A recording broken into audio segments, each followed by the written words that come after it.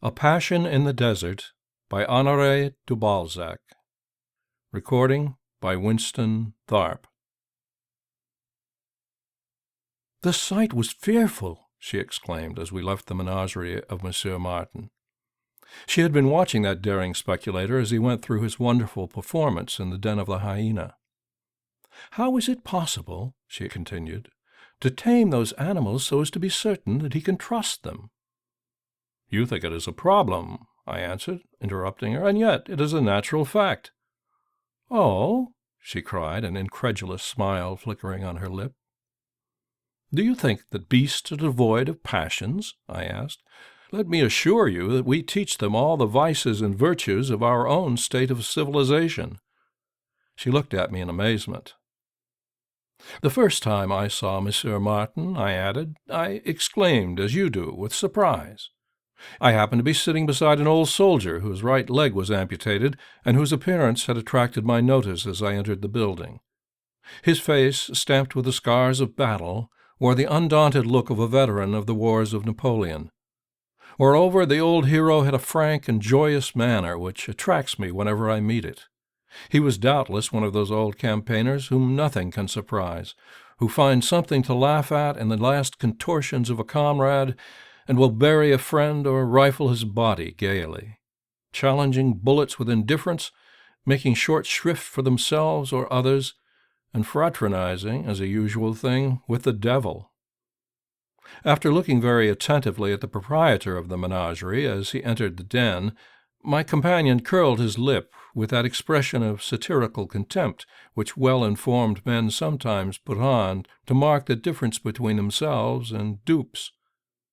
As I uttered my exclamation of surprise at the coolness and courage of Monsieur Martin, the old soldier smiled, shook his head, and said with a knowing glance, "An old story." "How do you mean, an old story?" I asked.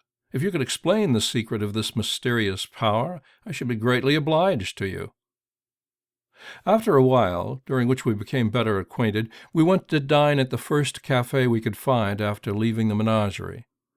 A bottle of champagne with our dessert brightened the old man's recollections and made them singularly vivid. He related to me a circumstance in his early history which proved that he had ample cause to pronounce Monsieur Martin's performance an old story. When we reached her house, she was so persuasive and captivating, and made me so many pretty promises, that I consented to write down for her benefit the story told me by the old hero. On the following day I sent her this episode of a historical epic which might be entitled The French in Egypt. At the time of General Desaix's expedition to Upper Egypt, a Provençal soldier who had fallen into the hands of the Maghrebins was marched by those tireless Arabs across the desert which lies beyond the cataracts of the Nile.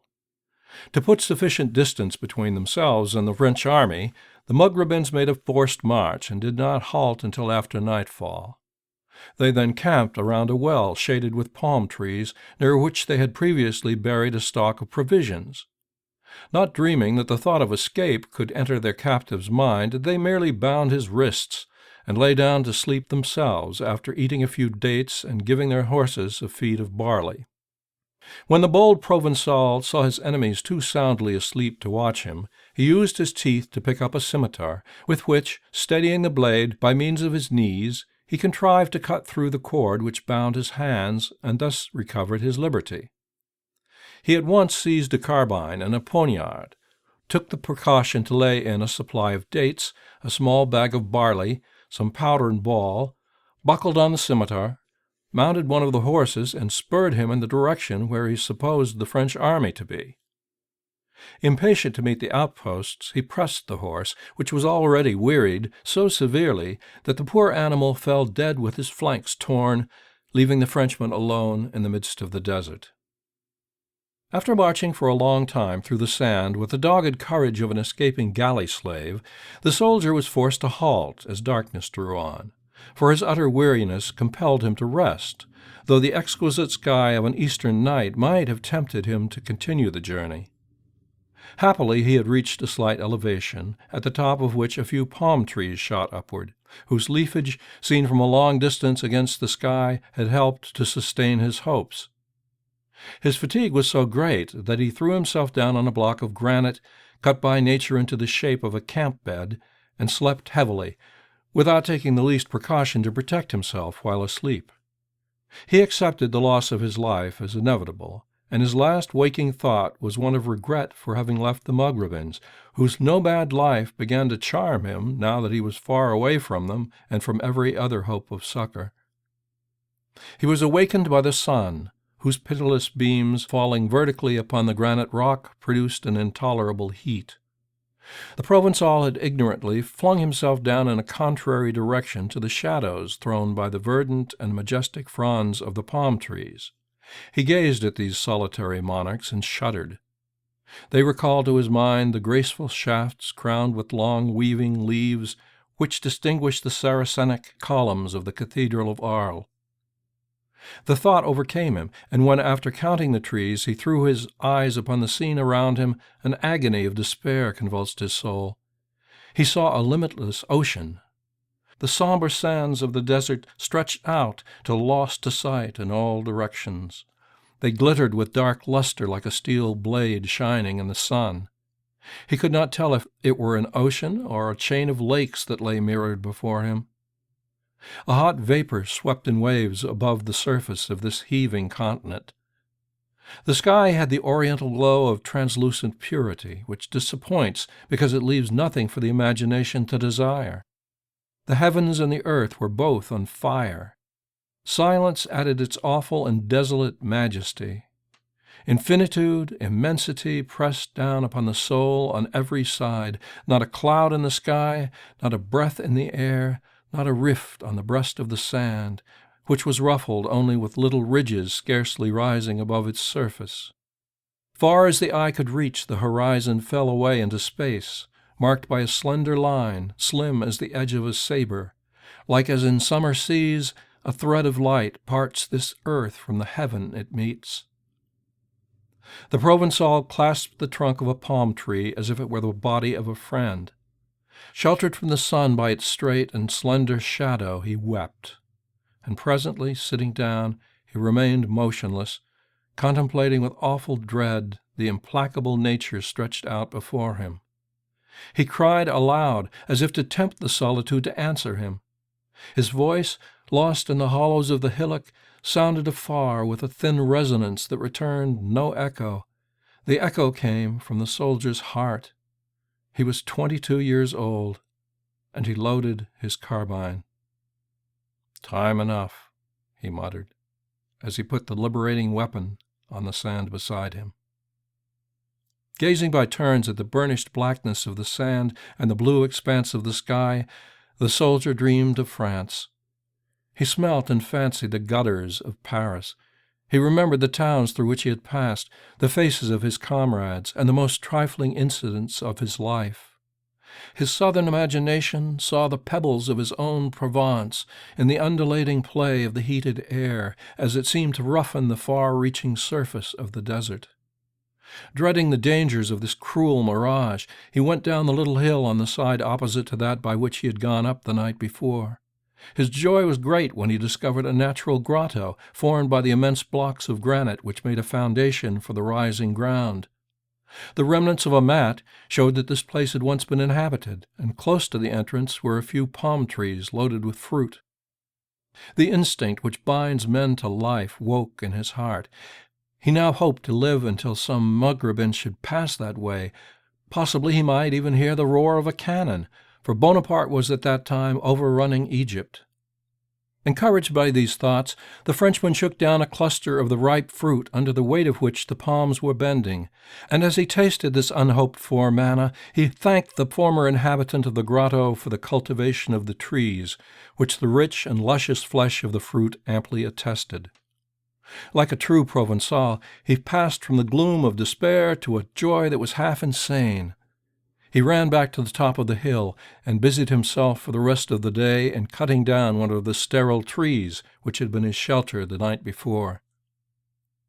Some vague recollection made him think of the wild beasts of the desert, and foreseeing that they would come to drink at a spring which bubbled through the sand at the foot of the rock, he resolved to protect his hermitage by felling a tree across the entrance.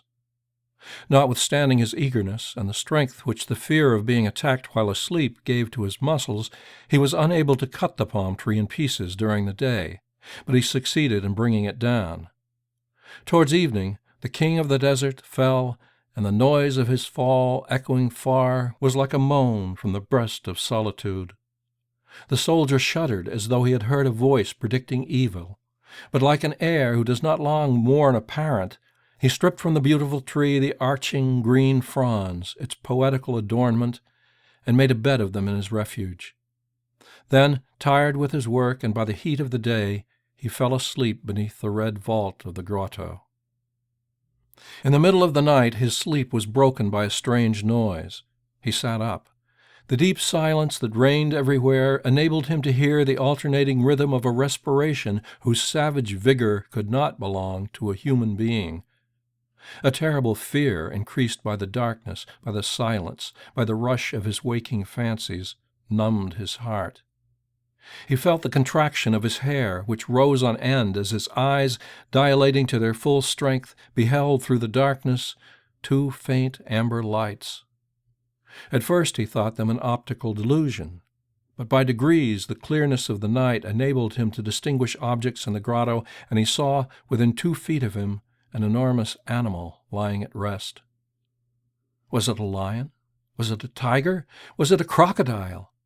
The Provençal had not enough education to know in what subspecies he ought to class the intruder, but his terror was all the greater because his ignorance made it vague. He endured the cruel trial of listening, of striving to catch the peculiarities of this breathing without losing one of its inflections, and without daring to make the slightest movement. A strong odor, like that exhaled by foxes, only more pungent and penetrating, filled the grotto. When the soldier had tasted it, so to speak, by the nose, his fear became terror. He could no longer doubt the nature of this terrible companion whose royal lair he had taken for a bivouac. Before long, the reflection of the moon, as it sank to the horizon, lighted up the den and gleamed upon the shining, spotted skin of a panther. The Lion of Egypt lay asleep, curled up like a dog, the peaceable possessor of a kennel at the gate of a mansion. Its eyes, which had opened for a moment, were now closed. Its head was turned toward the Frenchman. 100 conflicting thoughts rushed through the mind of the panther's prisoner. Should he kill it with a shot from his musket?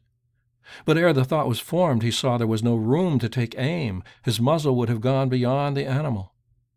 Suppose he were to wake it? The fear kept him motionless. As he heard the beating of his heart through the dead silence, he cursed the strong pulsations of his vigorous blood, lest they should disturb the sleep which gave him time to think and plan for safety. Twice he put his hand on his scimitar, with the idea of striking off the head of his enemy. But the difficulty of cutting through the close-haired skin made him renounce the bold attempt. Suppose he missed his aim? It would, he knew, be certain death. He preferred the chance of a struggle, and resolved to wait the dawn. It was not long in coming. As daylight broke, the Frenchman was able to examine the animal. Its muzzle was stained with blood. "It has eaten a good meal," thought he. Not caring whether the feast were human flesh or not, it will not be hungry when it wakes. It was a female. The fur on the belly and on the thighs was of sparkling whiteness. Several little spots like velvet made pretty bracelets round her paws. The muscular tail was also white, but it terminated with black rings. The fur of the back, yellow as dead gold and very soft and glossy, bore the characteristic spots shaded like a full-blown rose, which distinguished the panther from all other species of felis. This terrible hostess lay tranquilly snoring in an attitude as easy and graceful as that of a cat on the cushions of an ottoman. Her bloody paws, sinewy and well-armed, were stretched beyond her head, which lay upon them, and from her muzzle projected a few straight hairs called whiskers, which shimmered in the early light like silver wires. If he had seen her lying thus imprisoned in a cage, The Provençal would have admired the creature's grace and the strong contrast of vivid color which gave to her robe an imperial splendor. But as it was, his sight was jaundiced by sinister forebodings. The presence of the panther, though she was still asleep, had the same effect upon his mind as the magnetic eyes of a snake produce, we are told, upon the nightingale. The soldier's courage oozed away in presence of this silent peril, though he was a man who gathered nerve before the mouths of cannon belching grape-shot. And yet, ere long, a bold thought entered his mind, and checked the cold sweat which was rolling from his brow. Roused to action, as some men are when driven face to face with death, they defy it and offer themselves to their doom. He saw a tragedy before him, and he resolved to play his part with honor to the last. "Yesterday," he said, "the Arabs might have killed me." Regarding himself as dead, he waited bravely, but with anxious curiosity for the waking of his enemy. When the sun rose, the panther suddenly opened her eyes. Then she stretched her paws violently, as if to unlimber them from the cramp of their position. Presently she yawned and showed the frightful armament of her teeth, and her cloven tongue rough as a grater. "She is like a dainty woman," thought the Frenchman, watching her as she rolled and turned on her side with an easy and coquettish movement. She licked the blood from her paws and rubbed her head with a reiterated movement full of grace. "Well done! Dress yourself prettily, my little woman," said the Frenchman, who recovered his gaiety as soon as he had recovered his courage. "We are going to bid each other good morning." And he felt for the short poniard which he had taken from the Maghrébins. At this instant the panther turned her head towards the Frenchman and looked at him fixedly, without moving. The rigidity of her metallic eyes and the insupportable clearness made the Provençal shudder. The beast moved towards him. He looked at her caressingly, with a soothing glance by which he hoped to magnetize her. He let her come quite close to him before he stirred. Then, with a touch as gentle and loving as he might have used to a pretty woman, he slid his hand along her spine from the head to the flanks, scratching with his nails the flexible vertebrae which divide the yellow back of a panther. The creature drew up her tail voluptuously, her eyes softened, and when for the third time the Frenchman bestowed this self-interested caress, she gave vent to a purr like that with which a cat expresses pleasure, but it issued from a throat so deep and powerful that the sound echoed through the grotto like the last chords of an organ rolling along the roof of a church. The Provençal, perceiving the value of his caresses, redoubled them until they had completely soothed and lulled the imperious courtesan. When he felt that he had subdued the ferocity of his capricious companion, whose hunger had so fortunately been appeased the night before, he rose to leave the grotto. The panther let him go. But as soon as he reached the top of the little hill, she bounded after him with the lightness of a bird hopping from branch to branch, and rubbed against his legs, arching her back with the gesture of a domestic cat. Then, looking at her guest with an eye that was growing less inflexible, she uttered the savage cry which naturalists liken to the noise of a saw. "My lady is exacting," cried the Frenchman, smiling. He began to play with her ears and stroke her belly, and at last he scratched her head firmly with his nails. Encouraged by success, he tickled her skull with the point of his dagger, looking for the right spot where to stab her, but the hardness of the bone made him pause, dreading failure. The Sultana of the Desert acknowledged the talents of her slave by lifting her head and swaying her neck to his caresses, betraying satisfaction by the tranquillity of her relaxed attitude. The Frenchman suddenly perceived that he could assassinate the fierce princess at a blow if he struck her in the throat, and he had raised the weapon when the panther, surfeited perhaps with his caresses, threw herself gracefully at his feet, glancing up at him with a look in which, despite her natural ferocity, a flicker of kindness could be seen.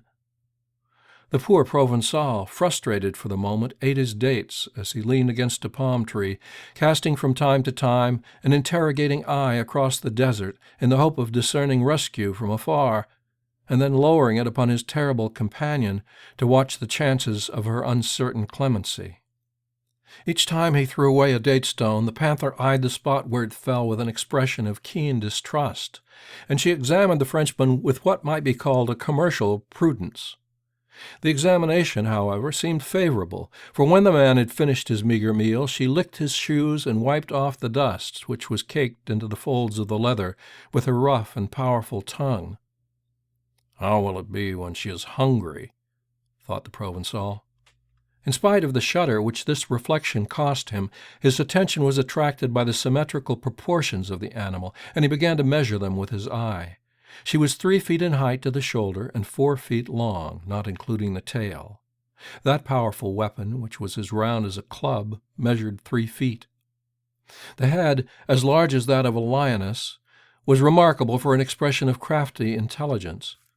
The cold cruelty of a tiger was its ruling trait, and yet it bore a vague resemblance to the face of an artful woman. As the soldier watched her, the countenance of this solitary queen shone with a savage gaiety like that of Nero and his cups. She had slaked her thirst for blood, and now wished for play. The Frenchman tried to come and go, and accustomed her to his movements. The panther left him free, as if contented to follow him with her eyes, seeming, however, less like a faithful dog watching his master's movements with affection than a large Angora cat uneasy and suspicious of them. A few steps brought him to the spring, where he saw the carcass of his horse, which the panther had evidently carried there. Only 2/3 was eaten. The sight reassured the Frenchman, for it explained the absence of his terrible companion and the forbearance which he had shown to him while asleep. This first good luck encouraged the reckless soldier as he thought of the future. The wild idea of making a home with the panther until some chance of escape occurred entered his mind, and he resolved to try every means of taming her and of turning her good will to account. With these thoughts he returned to her side and noticed joyfully that she moved her tail with an almost imperceptible motion. He sat down beside her fearlessly, and they began to play with each other. He held her paws and her muzzle, twisted her ears, threw her over on her back, and stroked her soft, warm flanks. She allowed him to do so, and when he began to smooth the fur of her paws, she carefully drew in her murderous claws, which were sharp and curved like a Damascus blade. The Frenchman kept one hand on his dagger, again watching his opportunity to plunge it into the belly of the too confiding beast, but the fear that she might strangle him in her last convulsions once more stayed his hand. Moreover, he felt in his heart a foreboding of a remorse which warned him not to destroy a hitherto inoffensive creature. He even fancied that he had found a friend in the limitless desert. His mind turned back involuntarily to his first mistress, whom he had named in derision Mignonne, because her jealousy was so furious that throughout the whole period of their intercourse he lived in dread of the knife with which he threatened him. This recollection of his youth suggested the idea of teaching the young panther, whose soft agility and grace he now admired with less terror, to answer to the caressing name. Towards evening he had grown so familiar with his perilous position that he was half in love with its dangers, and his companion was so far tamed that she had caught the habit of turning to him when he called in falsetto tones, "Mignonne." As the sun went down, Mignonne uttered at intervals a prolonged, deep, melancholy cry. "She is well brought up," thought the gay soldier. "She says her prayers." But the jest only came into his mind as he watched the peaceful attitude of his comrade. "Come, my pretty blonde, I will let you go to bed first," he said, relying on the activity of his legs to get away as soon as she fell asleep, and trusting to find some other resting place for the night. He waited anxiously for the right moment, and when it came, he started vigorously in the direction of the Nile. But he had scarcely marched for half an hour through the sand before he heard the panther bounding after him, giving at intervals the saw-like cry which was more terrible to hear than the thud of her bounds. "Well, well," he cried, "she must have fallen in love with me. Perhaps she has never met anyone else. It is flattering to be her first love." So thinking, he fell into one of the treacherous quicksands which deceive the inexperienced traveler in the desert, and from which there is seldom any escape. He felt he was sinking, and he uttered a cry of despair. The panther seized him by the collar with her teeth and sprang vigorously backward, drawing him like magic from the sucking sand. "Ah, mignon," cried the soldier, kissing her with enthusiasm. "We belong to each other now, for life, for death. But play me no tricks," he added as he turned back the way he came. From that moment, the desert was, as it were, peopled for him. It held a being to whom he could talk, and whose ferocity was now lulled into gentleness, although he could scarcely explain to himself the reasons for this extraordinary friendship. His anxiety to keep awake and on his guard succumbed to excessive weariness both of body and mind, and throwing himself down on the floor of the grotto, he slept soundly. At his waking, Mignon was gone. He mounted the little hill to scan the horizon, and perceived her in the far distance, returning with the long bounds peculiar to these animals, who are prevented from running by the extreme flexibility of their spinal column. Mignon came home with bloody jaws, and received the tribute of caresses which her slave hastened to pay, all the while manifesting her pleasure by reiterated purring. Her eyes, now soft and gentle, rested kindly on the Provençal, who spoke to her lovingly as he would a domestic animal. "Ah, mademoiselle, for you are an honest girl, are you not? You like to be petted, don't you? Are you not ashamed of yourself? You have been eating a Mogrebin. Well, well, they are animals like the rest of you, but you are not to crunch up a Frenchman. Remember that. If you do, I will not love you." She played like a young dog with her master, and let him roll her over and pat and stroke her, and sometimes she would coax him to play by laying a paw upon his knee with a pretty, soliciting gesture. Several days passed rapidly.